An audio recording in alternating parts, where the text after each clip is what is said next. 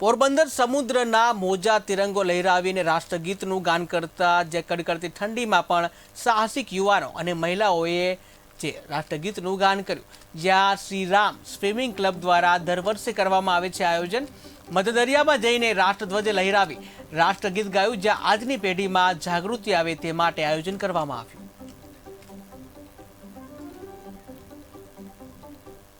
પોરબંદરની Shriram C swimming ક્લબનો સભ્ય છું.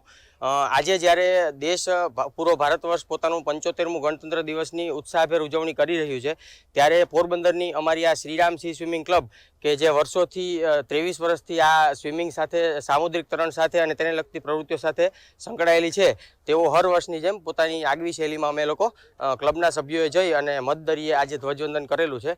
અમે હર વર્ષે 15મી ઓગસ્ટ અને 26મી જાન્યુઆરી બંને દિવસે આ રીતે ધ્વજવંદન કરીએ છીએ.